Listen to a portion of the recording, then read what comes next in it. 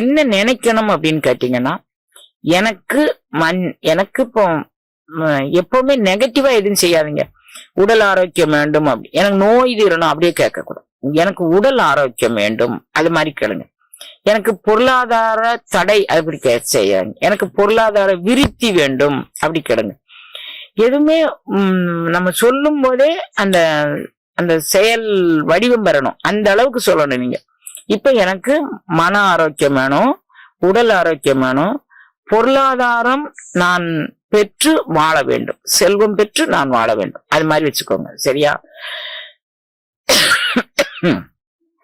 வள்ளல் பெருமானார் பாடுறார் பாருங்க, ஒருமையுடன் எனது திருமலரடி நினைக்கின்ற உத்தமர்தம் உறவு வேண்டும். அப்படி மாதிரி பாசிட்டிவாவே கேளுங்க. அப்ப இப்படி வச்சுட்டீங்களா? இப்படி வச்சுட்டு இது 5 நிமிட நேரம் போதும் குழந்தைங்களா. இந்த திருச்சிற்றம்பலம். மூர்த்தி தலம் தீர்த்தம் முறையாய் தொடங்கினர்க்கு வார்த்தை சொல்ல சற்குருவும் வாய்க்கும் பராபரமே என்று தாய்மானவர் வழிகாட்டுதலோடு அன்னையின் காசி யாத்திரை அமைந்திருக்கிறது. முதலில் அயோத்தி வாழ் வீர சத்திரிய பரம்பரையில் அவதரித்து தர்ம வழியில் வாழ்ந்து காட்டிய சூரிய வம்சத்தின் குலதெய்வம் ஸ்ரீராமரின் திருவடியை தரிசிக்கிறோம். நமது சனாதன தர்மத்தில் காசி யாத்திரை ஒரு ஆணிவேராக உள்ளது. பிரயாகையில் முண்டம், காசியில் தண்டம், கயையில் பிண்டம் என்று நம்முடைய சம்பிரதாயம் குறிப்பிடுகின்றது. அலகாபாத் அதாவது தேவ பிரயாகையில் கங்கை, யமுனை, சரஸ்வதி என்ற நதிகள் சங்கமிக்கும் திருவேணியில் நீராடியவன் வேணிதானம் கர்மகாரியம் செய்கிறோம். அதன்பின் காசியில் உள்ள கங்கையில் நீராடி சிரார்த்தம் தானம் செய்து விஸ்வநாதரை தரிசிக்கிறோம். அன்னை அவர்கள் தவச்சாலையில் நிகழ்த்தும் மாதாந்திர பௌர்ணமி யாகம் இம்முறையில் காசியில் நடக்க இருக்கிறது. நவம்பர் 5 கங்கை நதிக்கரையில் உலக நன்மைக்காக வேண்டி அகண்ட பாரதம் அமைய சங்கல்பம் மற்றும் வேல்மாறல் யாகம் நடக்கும். மேலும் நமது அகப்பகை மற்றும் புறப்பகையை மறக்கச் செய்து எல்லா மங்களங்களையும் நமக்கு அருளும். காசியிலிருந்து 10 கிலோமீட்டர் தொலைவில் உள்ள சாரநாத் கோயில் புத்தர் ஞானம் பெற்ற அந்த இடத்தை நம்ம தரிசிக்க போகிறோம். இந்த மன நிறைவோடு கயா செல்கிறோம். அங்கு முன்னோருக்கு திதி தர்ப்பணம் செய்து பிண்டமிட்டு வழிபடுகிறோம். இதன்பின் நாம் அனைவரும் கல்கத்தாவை நோக்கி பயணிக்கிறோம். அங்கு வேலூர் மடத்தில் சுவாமி விவேகானந்தர், ராமகிருஷ்ண பரமஹம்சர் மற்றும் சாரதாதேவி அம்மையார் அவர்கள் ஆற்றிய சமுதாய தொண்டை உணரும் வண்ணம் அவர்களின் சுவாசத்தை உள்வாங்கி தியான பயிற்சியில் ஈடுபடுகிறோம். மேலும் ராமகிருஷ்ண பரமஹம்சர் வணங்கிய காளிதேவியின் திருவடியை தரிசிக்கிறோம். இதற்கு அடுத்ததாக புண்ணிய பூமியான ஜெகநாதர் கோயில் அமைந்திருக்கும் பூரி நகரை நோக்கி நாம் பயணிக்கிறோம். ஸ்ரீ ஜெகநாதர் திருவடியை தரிசனம் செய்துவிட்டு நிறைவாக ராமேஸ்வரம் நோக்கி நாம் பயணிக்கிறோம். ராமேஸ்வரம் ராமநாத சுவாமி தரிசனம் மற்றும் தனுஷ்கோடியில் அனுமன் சுவாமிகள் ஸ்ரீ ராமருக்கு அமைத்த ராமபாலத்தின் தொடக்கத்துக்கு சென்று எது எமை பணிகொடுமாறு அது கேட்போம் என்று நாமும் வேண்டிக் கொள்கிறோம். இந்த யாத்திரையின் மூலம் நம்மை குரு அருளுக்கும் திரு அருளுக்கும் உகந்த பாத்திரமாக மாற்றி எந்நாளும் இன்பமே என்று வாழ நாம் அனைவரும் பங்கு பெற்று பலனடைவோம்.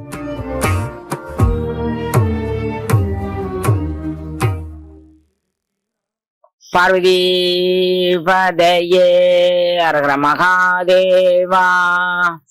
அருட்பெரும் ஜோதி அருட்பெரும் ஜோதி தனிப்பெருங்கருணை அருட்பெரும் ஜோதி. எல்லாம் செயல்கூடும் என்னானை அம்பலத்தே எல்லாம் வல்லாந்தனையே ஏத்து. அப்பா நான் வேண்டுதல் கேட்டு அருள் புரிதல் வேண்டும். மாறு இருக்கலாம் நான் அன்பு செயல் வேண்டும். எப்பாரும் எப்பதமும் எங்கெனும் நான் சென்றே எந்த நினது அற்புகளை எம்பிடல் வேண்டும். செப்பாத மேல்நிலை சுத்த சிவமார்க்க சங்கம் திகழ்ந்தவங்க அருட்ஜோதி செலுத்தியிடல் வேண்டும். தப்பேது நான் செய்யணும் நீ பொறுத்தல் வேண்டும். தலைவன் என்னை பிரியாத நிலைமையும் வேண்டுவனே. பொன்படா உடம்பும் புறைபடா மனமும் பொய்படா ஒழுக்கமும் பொருந்தி கண்படாத இரவும் பகலும் நினையே கருத்தில் தேத்துதற்கு செய்தேன். உண்பனேனே நின்னும் உடுப்பனேனே நின்னும் உலகரை நம்பிலேன் எனது நண்பனே நலம் சார் பண்பனே நினையே நம்பினேன் கைவிடேலனே. திருச்சிற்றம்பலம். எல்லாம் அல்ல சிவபரம்பொருளின் திருவுருட்கருணையினால் இன்று சில முத்திரைகள் பற்றி நம்ம பார்க்க இருக்கிறோம். ஒரு அடியவர் 2-3 மெசேஜ் போட்டுக்கிறாங்க. அம்மா நான் எந்த மந்திரத்தை சொல்ல வேண்டும், எந்த மந்திரம் எனக்கு சித்தி ஆகும் அப்படின்னு சொல்லி அவங்க கேட்டுக்கிறாங்க. மந்திரம் எந்த மந்திரத்தை நம்ம சொல்லணும், எந்த மந்திரம் நமக்கு சித்தி ஆகும் அப்படிங்கக்கூடியதுக்கு நீங்க ஒரு சின்ன முயற்சி பண்ணுங்க. நான் மீண்டும் மீண்டும் உங்களுக்கு சொல்லிட்டே வர்றது என்ன அப்படின்னா, ஒரு மந்திர உபதேசமாக இருக்கட்டும், ஒரு யோக உபதேசமாக இருக்கட்டும். இப்ப நாம திருவாசகம் எல்லாம் நானே படிச்சு நானே பொருள் விளக்கம் சொல்லிக்கிட்டேன். அப்படி வைணவத்துக்குள்ள போனீங்கன்னா அது மாதிரி யாருமே வந்து சொல்ல முடியாது. வைணவத்துக்குள்ள போனா அவங்க 4000 பிரபந்தம் அவங்க பொதுவெளியில சதஸ்ல 100 பேரோ 1000 பேரோ கூடிய சதஸ்னா கூடிய கூட்டம், சத்சங்கம் மாதிரி. அந்த கூடிய கூட்டத்துல 4000 பிரபந்தம் சொல்லணும்னா அதுக்கான தனி பயிற்சி, தனி முயற்சி அவர்கள் எடுக்க வேண்டும். இதுதான் 4000 பிரபந்தத்தினுடைய சாரம்னு அவங்க கொண்டுட்டு போறதுக்கு. அதுக்கு அவங்களுடைய முன்னோர்கள் என்னென்ன, எத்தனை பேரு 6000 படி, 12,000 படி, 36,000 படி, ஈடு, நிறைய அவங்க படிச்சிருக்கிறாங்க. அத்தனையும் சொல்லி அவர்கள் அந்த கதையை நமக்கு எடுத்து சொல்றாங்க. ஒரு வேலுக்குடி கிருஷ்ணன் அப்படின்னு ஒரு பெரியவர், அவருடைய கதையை நான் ரொம்ப விரும்பி கேட்பேன். அப்புறம் துஷ்யந்த் ஸ்ரீதர் அப்படின்னு ஒரு அடியவர், அவரும் கதை சொல்றாரு, அதையும் நான் கேட்பேன். அப்புறம் வந்து ஏற்கனவே மகாத்மா ஸ்ரீ ஸ்ரீ கிருஷ்ண பிரேமி சுவாமிகள், அவர் இப்ப இல்ல, அவருடைய கதை, அவரு கூட நான் 20 வருஷம் பயணிச்சேன். அதனால எனக்கு வந்து வைணவத்தினுடைய சாரம் என்ன அப்படிங்கிறது எனக்கு இவங்களால எனக்கு தெரிஞ்சுக்கிட்டேன். அவங்க எல்லாம் மேற்கோள் காட்டுறத பார்த்தா வேலுக்குடி கிருஷ்ணன் ஐயா வந்து ஒரு பாடல், திருப்பாவை பாடல் ஒரு பாடல், ஆண்டாள் பாடல் ஒரு பாடலுக்கு 2.5 மணி நேரம் வியாக்கியானம் சொல்றாரு குழந்தைங்களா. 2.5 மணி நேரம் அவுட் ஆஃப் போர்ஷனே பேச மாட்டார்.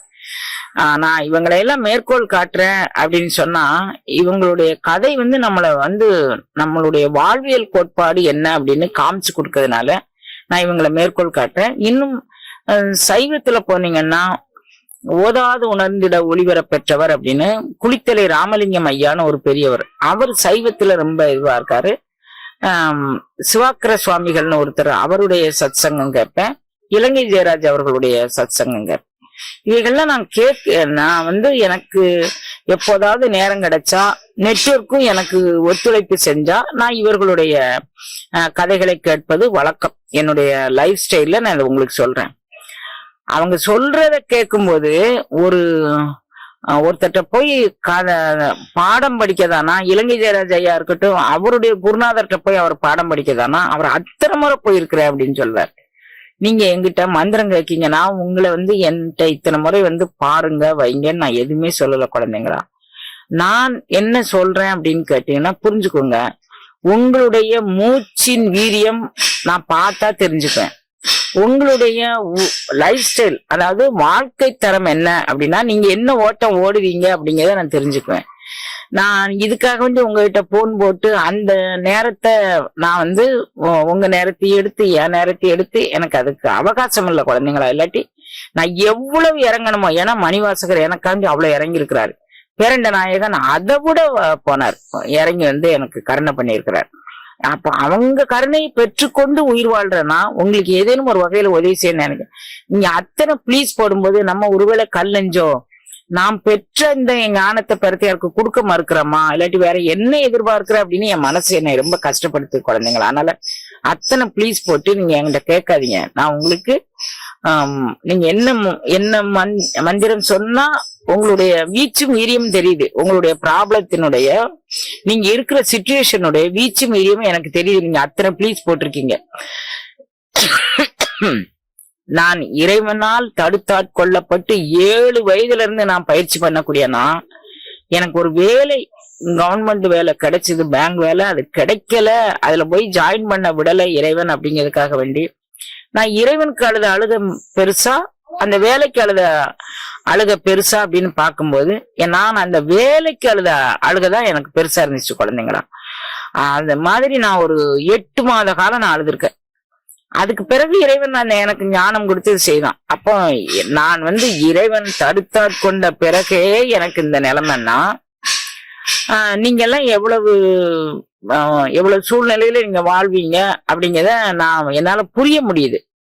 என்னால 19 வயசுல நான் வந்து இறைவனை அவ்வளவு திட்டி இருக்கிற, கொலாயடி பொம்பளையோட கேவலமா நடிச்சிருக்கிறேன். அதனால நீங்க 100 ப்ளீஸ் போடும்போது நாம அன்னைக்கு இறைவன் அவ்வளவு கோச்சுக்கிட்டேன், இறைவன் நம்மளை தள்ளிடவா செய்தான் அப்படின்னு நினைச்சிட்டு நான் உங்களுக்கு சொல்றேன். சில முத்திரைகள் பண்ணிட்டு உங்களுக்கான மந்திரங்கள் எது அப்படின்னு கேட்டீங்கன்னா, இப்ப நான் வந்து இதுல நிறைய மந்திரம் போட்டிருக்கிறேன். பைரவி மந்திரம் போட்டிருக்கேன், சரவண பவா மந்திரம் போட்டிருக்கேன், சரவண மாலா மந்திரம் அப்படின்னு ஒண்ணு போட்டிருக்கேன். இப்ப பதஞ்சலி வியாக்கிரபாதர் மந்திரத்தோடு சேர்த்து ஒரு 5 மந்திரமோ 4 மந்திரமோ போட்டிருக்கிறேன். அப்புறம் வந்து இறைவன் எனக்கு உபதேசித்த மந்திரத்தை ஒரு மந்திரத்தை போட்டிருக்கிறேன். விநாயகர் மந்திரம் ஒண்ணு போட்டிருக்கிறேன். ஏகப்பட்ட மந்திரங்கள் போட்டிருக்கேன். இவைகள் அனைத்தும் வேத ஆகம சாத்திர விதிகளுக்கு உட்படுத்தி இறைவன் எனக்கு உணர்த்த நான் உணர்ந்து கொண்ட மந்திரங்கள். நான் ஒவ்வொரு காலகட்டத்தில் நான் வந்து திகைத்தால் தேற்ற வேண்டாமோன்னு நான் திகைத்து நின்ற போது இறைவன் எனக்கு தேற்றிய மந்திரங்கள். நான் ரெகுலர் பிராக்டிஷனர் அல்ல, ஆனா நான் எப்பெல்லாம் திகைத்தேனோ அப்பெல்லாம் இறைவன் என் முன் நின்று எனக்கு வேண்டியது செஞ்சிருக்கிறான். அப்ப நானும் உங்களுக்கு வேண்டியது செய்யணும். ஆனா இறைவன் முன்னால போய் நிற்கும் போது நான் வந்து என்னுடைய பாத்திரம் காலியாக, இன்னை வரைக்கும் என்னுடைய பாத்திரம் காலியா தான் இருக்கு. இறைவன் முன்னால நான் போய் நிற்கும் போது என் பாத்திரத்தை காலியா தான் வச்சுக்கிட்டு இருக்கேன். எதையும் தூக்கி சுமந்துட்டு போனா அவன் போடுறத பிச்சையே என்னால உள்வாங்க முடியாது. பாத்திரத்தை காலியா வச்சுக்கிட்டு இருந்தேன்னு வச்சுக்கோங்களேன், அவன் போடுறத பிச்சையை நீங்க லகுவாக வாங்கி கொள்ளலாம். இப்போ நான் உங்களுக்கு ஒரு சுக்குமம் சொல்றேன். குபேர முத்திரை அப்படின்னு ஒரு முத்திரை ஏற்கனவே இந்த முத்திரை 10-12 ஆண்டுகளுக்கு முன்னாலேயே நம்மளுடைய வெப்சைட்ல நம்ம போட்டிருக்கிறோம். அந்த வெப்சைட் வந்து நான் இப்ப எல்லாருக்கும் தெரியுற மாதிரி எப்பவோ ஒரு காலகட்டத்துக்கு அது பயனுள்ளதாக இருக்கும் அப்படின்னு சொல்லி ஆண்டுக்கு 3000-5000 பணம் கட்டி நான் வந்து யூடியூப்ல இதெல்லாம் பதிவேற்றம் பண்ணிக்கிட்டு இருக்கேன். ஏன்னா 3000 வீடியோவுக்கு மேல போயிட்டு நம்ம வீடியோ அவன் ஸ்பேஸ் கொடுக்கறதுக்குன்னு ஒரு சார்ஜ் நம்மகிட்ட கேக்குறான். அதை கட்டி தான் நான் இவ்வளவு பண்ணிட்டு இருக்கிறேன். நான் இதுக்கு மேல கூட உங்களுக்கு ஏதாவது பண்ணா நான் பண்ணதுக்கு ரெடியா இருக்கிறேன். இப்ப நீங்க ஒன்ன புரிஞ்சுக்கோங்க. இப்ப உங்களுக்கான மந்திரத்தை தெரிந்து கொள்வதற்கு ஒரு தேர்வு நான் உங்களுக்கு சொல்றேன். இந்த முத்திரைக்கு பேரு என்ன முத்திரைனா, இதுக்கு பேர் குபேர முத்திரை அப்படின்னு பேரு. இந்த குபேர முத்திரை உடல் சார்ந்த முத்திரை அல்ல, நமது சக்கரங்கள் சார்ந்ததும் நமது மனம் சார்ந்ததுமான முத்திரை. இந்த முத்திரை குபேர முத்திரைன்னு பேரு. ஒரு முத்திரையை நீங்க எப்படி பதிவு பண்ணணும் அப்படின்னு சொன்னா, முத்திரையில இங்க பாருங்க, முதல்ல முத்திரை பயிற்சி பண்றவங்களோ அல்லது முத்திரைய வாழ்நாள் கோட்பாடாக ஏற்றுக்கொள்ளக்கூடியவர்களோ கையில நகமே வச்சிருக்க கூடாது குழந்தைங்களா. அது ரொம்ப முக்கியம். கையில நகம் இல்லாம கட் பண்ணிக்கோங்க. முத்திரையில எப்படி இருக்கணும் அப்படின்னா, இந்த 2 விரல் இருக்கு பாருங்க, இந்த 2 விரல், ஒரு விரல் நீரோட விரல், ஒரு விரல் நிலத்தோட விரல். நம்ம பஞ்சபூதங்களும் நம்ம கையில தான் இருக்கு. உன் வாழ்க்கை உன் கையில அப்படின்னு சொல்லுவாங்க. நம்ம வாழ்க்கை நம்ம கையில தான். நம் மனத்தை வெல்வதற்கும் நம்மளுடைய உடலை வெல்வதற்கும் நாம் நம் மனதிற்குள்ளும் உடலிற்குள்ளும் பேரண்ட நாயகனை கொண்டு வருவதற்குமான பஞ்சபூதங்களும் நமது கையில் அடங்கியுள்ளது. அதனாலதான் எல்லாரும் சொல்லுவாங்க உன் வாழ்க்கை உன் கையில தான் இருக்கு அப்படின்னு சொல்லுவாங்க. நடைமுறையில் நம்ம சொல்லுவாங்க. நான் ஏற்கனவே இந்த முத்திரைகளை நான் உங்களுக்கு அறிமுகப்படுத்தும் போது இது எல்லாமே சொல்லி இருக்கிறேன். இப்ப மீண்டும் புதிய அடியவர்களா இருக்கீங்க, சொல்றேன் பாருங்க. இது நீர் முத்திரை. நீர் வந்து சுண்டு விரல் நீரோட தன்மை. அதுக்கு அடுத்த விரல் மோதிர விரல் வந்து நிலத்தோட தன்மை. இந்த இரண்டையும் மடக்கி உள்ள வச்சுக்கிறோங்க. உள்ளங்கைக்குள்ள மடக்கி வச்சுக்கோங்க இந்த 2 கையும் விரலையும். இப்ப இந்த 2 விரலையும் உள்ளங்கைக்குள்ள மடக்கி வச்சுக்கோங்க. இப்ப கையில நகம் இருக்கக்கூடாது. இது வந்து அக்கினி பகவான், இந்த பஞ்சபூதங்கள்ல இது அக்கினி தத்துவத்தை குறிப்பது, இது வாயு தத்துவத்தை குறிக்கிறது. இந்த நீள் விரல்னு சொல்லுவோம், பாம்பு விரல்னு சொல்லுவோம், இந்த விரல் நடு விரல்னு சொல்லுவோம். இந்த விரல் வந்து காற்று, இது வந்து ஆகாயத்தை குறிப்பது. இந்த பாம்பு விரல் வந்து ஆகாயத்தை குறிப்பது. இது வந்து வாயுவை குறிப்பது. இது வந்து சுட்டு விரல், சுட்டு விரல்னு சொல்லுவோம், ஆட்காட்டி விரல்னு சொல்லுவோம். ஒரு ஆளை குறிப்பதற்கு இப்படி கை நீட்டுதனால ஆட்காட்டி விரல். அந்த ஆள்காட்டி விரலினுடைய மத்திம பகுதி, அதாவது ஃபெதர் டச், இந்த பாருங்க, இதுவும் இப்படி இங்க பாருங்க, இந்த நுனிதான் சேரணும். நீங்க பாட்டுல இப்படி வச்சுக்கிட்டீங்கன்னு வச்சுக்கோங்க, இது தவறான அழுத்தம். இதை நீங்க செய்யக்கூடாது. இங்க பாருங்க, இதை எப்படி வச்சுக்கோங்க. இப்படி வச்சுக்கிட்டீங்களா? இப்ப இந்த 2 விரலும் உங்க உள்ளங்கைக்குள்ள இந்த 2 விரலும் மடிஞ்சிருது. இப்ப இந்த விரல் 2ஓடு இந்த பாருங்க ஃபெதர் டச், இது 2ஓடைய மத்திம பாகத்தோடும் இந்த அக்கினி பகம், அக்கினி தத்துவத்தோடைய மத்திம பகுதி இணைந்து இருக்கணும். அதனால நீங்க இப்படி வச்சுக்கோங்க. அப்பனாதான் 2 நுனிகளும் இத தொட்டுட்டு இருக்கணும். சரியா? அப்ப இது மாதிரி நீங்க வச்சுக்கிட்டீங்கன்னா எப்போதுமே முத்திரை நுனியில் ஃபெதர் டச்சா நீங்க அழுத்தம் கொடுத்தா போதும். அது மாதிரி நீங்க இந்த விரல் ஒரு பக்கம் இருக்கும், நீங்க இங்க இப்படி வச்சுக்கிட்டீங்கன்னா அது உங்களுக்கு பலன் தராது. இப்படி வச்சுக்கிட்டீங்கன்னாலும் பலன் தராது. அப்ப எப்படி வச்சா பலன் தரும்? இந்த மத்திம பகுதியோடு இந்த 2 விரல்களுடைய மத்திம பகுதின்னா நுனிப்பகுதி. நுனி விரல்ல நுனிப்பகுதின்னு இதுவும் கூட நுனிதான். கார்னர்னு சொல்லுவோம்ல, அந்த கார்னர்ல நான் சென்டர்ங்கிறதுக்கு மத்திம பகுதின்னு சொன்னேன். விரலுடைய சென்டர்னு நீங்க இங்க எடுத்துக்காதீங்க. இந்த கடைசி பேலஞ்சில நுனிப்பகுதி பாருங்க, இப்படி வச்சுக்கோங்க. உங்களுக்கு புரியும் நினைக்கிறேன். இந்த பகுதி அப்படி வச்சுக்கிட்டீங்களா? இப்ப பாருங்க, இப்படி வச்சுட்டு இதை என்ன பண்றீங்க அப்படின்னு கேட்டீங்கன்னா, நான் இதுல ஒரு பரிகாரத்துக்கான ஒரு இலைகள்லாம் வச்சு கூட போட்டுக்கிறேன். அது ஒரு 8 வருஷம் 10 வருஷம் இருக்கும். நீங்க போய் பாருங்க, இல்லாட்டி நான் அடுத்த பதிவுல கூட அதை போடுறேங்க. பாருங்க, இந்த நுனி வச்சிருக்கீங்களா? இப்ப நம்ம எந்த முத்திரை, இப்ப சில பேர் தியானம் பண்ணிக்கிட்டு இருக்கிறேன் பேர் வழின்னு இருந்தா சின்முத்திரை வச்சுக்கிட்டு கையை இப்படி நீட்டிட்டு இருப்பாங்க. நீங்க பாத்துருக்கலாம். நிறைய பிக்சர் கூட அப்படிதான் போடுறாங்க. நமக்கு அடையாளப்படுத்துவதற்கு, தியானத்தை அடையாளப்படுத்துவதற்கு பிக்சர் கூட நம்ம உடலுக்குள்ளேதான் நம்மளுடைய கிராவிடேஷனல் ஃபோர்ஸ் நம்ம உடம்புக்குள்ளேதான் இருக்கணும். அப்ப இது மனம் சார்ந்த முத்திரை, நமது ஆதார ஆற்றல் சம்பந்தமான முத்திரை. இந்த முத்திரைய இப்படி வச்சுக்கோங்க. நுனி இந்த நுனிக்குள்ள இந்த 2 விரலும் அடங்கி இருக்கிற மாதிரி இங்க பாருங்க. இந்த நுனிக்குள்ள இந்த விரல் அடங்கி இருக்கு பாருங்க, அடங்கியிருக்கா? அது மாதிரி வச்சுக்கோங்க. வச்சுட்டு இந்த 2 விரலும் உள்ளங்கையில அடங்கி இருக்கிற மாதிரி வச்சுக்கோங்க. நீங்க இந்த கார்னர்ல கொண்டு வந்தா முத்திரை பலன் தராது. சரியா? இப்படி வச்சுட்டு இப்ப நீங்க என்ன பண்றீங்க, உங்களுடைய தொடைக்கு முட்டை விட்டு கை வெளியே போக கூடாது. முட்டுக்குள்ளே வச்சுக்கலாம். இப்படி வச்சுட்டு வானத்தை பார்த்திருக்கணும். எல்லா முத்திரைகளும் வானத்தை பார்த்திருக்கணும். பரிகார முத்திரை 2-3 முத்திரை நம்ம போட்டிருக்கிற முன்னால அதுக்கு கையை அப்படி குப்புற வச்சு அதுக்கு கூட நான் இன்னொரு நாளைக்கு விளக்கம் சொல்றேன். இப்போதைக்கு இதை பாருங்க. சரியா? இப்ப இத நம்ம நுனியில வச்சிருக்கோமா, வானத்தை பார்த்திருக்கு. இது எங்க செயல்படும்னா, அநாகத சக்கரம், அதற்கு மேல் விசித்தி சக்கரம், அதுக்கு மேல நடுநெற்றி மண்டலம், அப்புறம் உச்சந்தலையில நம்மளுடைய வீச்சும் வீரியத்திற்கும் தகுந்த மாதிரி. இப்ப நீங்க என்ன நினைக்கணும் அப்படின்னு கேட்டீங்கன்னா, எனக்கு இப்போ எப்பவுமே நெகட்டிவா எதுவும் செய்யாதீங்க. உடல் ஆரோக்கியம் வேண்டும், அப்படி எனக்கு நோய் தீரணும் அப்படியே கேட்க கூடாது. எனக்கு உடல் ஆரோக்கியம் வேண்டும் அது மாதிரி கேளுங்க. எனக்கு பொருளாதார தடை அப்படி செய்யாங்க. எனக்கு பொருளாதார விருத்தி வேண்டும் அப்படி கேளுங்க. எதுவுமே நம்ம சொல்லும் போதே அந்த செயல் வடிவம் பெறணும். அந்த அளவுக்கு சொல்லணும் நீங்க. இப்ப எனக்கு மன ஆரோக்கியம் வேணும், உடல் ஆரோக்கியம் வேணும், பொருளாதாரம் நான் பெற்று வாழ வேண்டும், செல்வம் பெற்று நான் வாழ வேண்டும். அது மாதிரி வச்சுக்கோங்க. சரியா? வள்ளல் பெருமானார் பாடுறார் பாருங்க, ஓர்மையுடன் எனது திருமலரடி நினைக்கின்ற உத்தமர்தம் உறவு வேண்டும். அப்படி மாதிரி பாசிட்டிவாவே கேளுங்க. அப்ப இப்படி வச்சுட்டீங்களா? இப்படி வச்சுட்டு இது 5 நிமிட நேரம் போதும் குழந்தைங்களா. இந்த முத்திரை செய்யும் போது உங்களுக்கு சூடுனா உடனே டாக்டர் வீட்டுக்கு ஓடக்கூடியது இல்ல. ஜெனிட்டல்ல ஒரு எரிச்சல் ஏற்படும். அது பேர் சூடு பிடிக்கிறதுன்னு எங்க ஏரியால சொல்லுவாங்க. உஷ்ணக்கடுப்பு அப்படின்னு சொல்லுவாங்க. பயப்படாதீங்க. இப்ப இது எதுக்காக வேண்டி அங்க சூடு பிடிக்குது அப்படின்னா, இது அநாகதத்திற்கு மேல் செயல்படும் போது இதனுடைய ஆற்றல் பஞ்சபூதங்கள்ல வாயு, ஆகாயம், நெருப்பு 3ஓடும் தொடர்பு கொள்ளும் போது ஏற்படக்கூடிய உடல் உஷ்ண நிலை.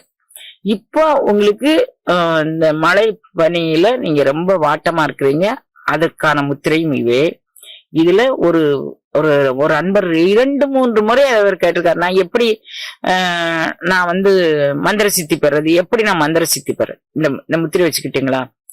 எந்த மந்திரம் எனக்கு ஏற்ற மந்திரம், எந்த மந்திரத்தை கூறினால் எனக்கு அந்த மந்திரம் சித்தி ஆகும், நான் எவ்வாறு கூற வேண்டும், நீங்க பிரபஞ்ச ஆற்றல்கிட்ட நீங்க விண்ணப்பம் வச்சு கேளுங்க. இந்த முத்திரையை வேண்டுதல் வச்சுக்கிட்டு கேளுங்க. உங்களுக்கான பதிவு உங்க மனதிலே தோன்றும். அல்லது நீங்க பார்க்கக்கூடிய சத்சங்கம் மூலமாகவோ, உங்களை தேடி வரக்கூடிய அருளடியவர்கள் மூலமாகவோ உங்களுக்கு கிடைச்சிரும். 1 வாரம் அல்லது 10 நாள் நீங்க இதை பண்ணுங்க. உங்களுக்கு எதுவும் பதில் வரலன்னா அப்ப மீண்டும் என்கிட்ட கேளுங்க.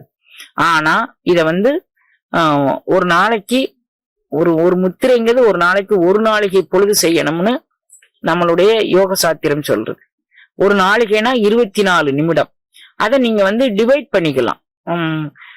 8 நிமிடம், 10 நிமிடம், 14 நிமிடம் அப்படி டிவைட் பண்ணிக்கலாம். அது 2 வாட்டியா 3 வாட்டியாவோ டிவைட் பண்ணி பண்ணலாம். இந்த முத்திரை மட்டும் நீண்ட நேரம் பண்ணணும்னு அவசியம் இல்லை. ஏன்னா இது உடல் சூடு பிடிச்சுக்குமா. அதனால 5 நிமிடம், காலையில் 5 நிமிடம், மத்தியானம் 5 நிமிடம், சாயங்காலம் 5 நிமிடம், 15 நிமிஷமே இந்த முத்திரைக்கு போதுமான. இல்லை நான் எந்த மனநிலையில் நான் இருக்க வேண்டும், எது எனக்கு உகந்த முத்திரை, எது எனக்கு உகந்ததான பயிற்சி, எனக்கு அதை நீங்க சொல்லித்தாங்க அப்படின்னு நீங்க கேளுங்க குழந்தைங்களா. கட்டாயம் பேரண்ட நாயகன் உங்க கூட தோன்றும் துணையாயும் தோன்றா துணையாயும் இருந்து உங்களுக்கு சொல்லி தருவான். இந்த முத்திரைக்கு பேரு குபேர முத்திரை அப்படின்னு பேரு. குபேரன்னா நம்ம எல்லாரும் என்ன நினைச்சுக்கிட்டோம், பொருளாதாரம் தான் குபேரன்னு நினைச்சுக்கிட்டோம். நம்ம அம்மா சொல்றாங்க, நோயற்ற வாழ்வே குறைவற்ற செல்வம் அப்படிங்கிறார். நோய்க்கு போய் நீங்க காசு கொடுத்துக்கிட்டே இருந்தீங்கன்னு வச்சுக்கோங்களேன், அப்ப நம்மகிட்ட செல்வம் நிக்கவா செய்யும். அப்ப நோய் இல்லாத வாழ்வுதான் நமக்கு செல்வம் நிறைந்த செல்வம். இப்ப மனநோயோ பொருளாதார நோயோ அல்லது ஏதோ ஒரு நோய், நம்மளுடைய உடல் நோயோ, என்னவோ உற்றார் உறவினர்கள் இவங்களுடைய மூலமா வரக்கூடியதோ ஏதோ ஒன்று உங்களை அழுத்தி பிடித்து கொண்டிருந்தால் இந்த முத்திரை செய்து கொண்டு எனக்கான மந்திரத்தை சொல்லுங்கள்னு நம்ம இதுல சரவணமாலா மந்திரம் போட்டிருக்கிறோம். சரவணமாலா மந்திரம் 6 மந்திரம் தான். ஒரு மந்திரத்தை மடக்கி சொல்லும். சிவைய நமங்கத வய நமசி அப்படி சொல்ற மாதிரி அந்த 6 மந்திரத்தை நாம வந்து ஒரு நாளைக்கு 36 உருக்கொண்டு நீங்க சொல்லலாம். மிக பெரிய பரிகாரத்தை செய்யக்கூடியது. அது தவிரவும் நிறைய சரவணனுடைய மந்திரம் நிறைய போட்டிருக்கிற, அதையெல்லாம் பாருங்க. படிச்சுட்டு ஏதோ ஒரு மந்திரம் சொல்லும் போது உங்களை அறியாமல் உங்கள் மேனி சிலிர்க்கும், கண்டண்ணி வரும். நம்மளுடைய பிரச்சனைக்கு ஒரு நிவாரணம் வந்து விட்டது அப்படின்னு உங்க மனசே சொல்லும். அப்படி சொல்லும் போது அதுதான் நமக்கான மந்திரம்னு கப்பன்னு பிடிச்சுக்கோங்க. இல்லாட்டி இந்த மந்திரங்களுடைய யூடியூப்குள்ள நீங்க போங்க, அதை போட்டு கேளுங்க. நான் வந்து எல்லாத்துக்கும் விளக்கம் சொல்லிதான் சொல்லியிருக்கிறேன். எது உங்களுக்கு மனதை தொடுகின்றதோ அதை நீங்க பட்டுன்னு பிடிச்சுக்கோங்க. அதை மட்டும் சொன்னா போதும். அதுதான் உங்களுக்கான மந்திரம். வேற எங்கேயும் திரும்பாதீங்க. பை இந்த குபேர முத்திரையும் நீங்க வச்சுக்கோங்க. இவைகள் வந்து உங்களுக்கு மிகுந்த மன நிறைவு தரக்கூடியது. உங்களுடைய உடல், மனம், உணர்வு எல்லாத்தையும் ஒன்றிணைத்து செய்யக்கூடியது. மிகுந்த ஆற்றல் மிக்கது. எனக்கு இது வேணும் அப்படின்னு கேட்டுட்டு இதை செய்யுங்க. உங்களுக்கு எது வேணுமோ அதை கேட்டுட்டு செய்யுங்க. நியாயமான கோரிக்கைகள் அனைத்தும் நிறைவேற்றப்படும் குழந்தைங்களா. இதுல வந்து மாறுபட்ட சிந்தனையே வேண்டாம். திருவருள் கூட்டி வைக்க இன்னொரு முத்திரையில நான் உங்களை சந்திக்கிறேன்.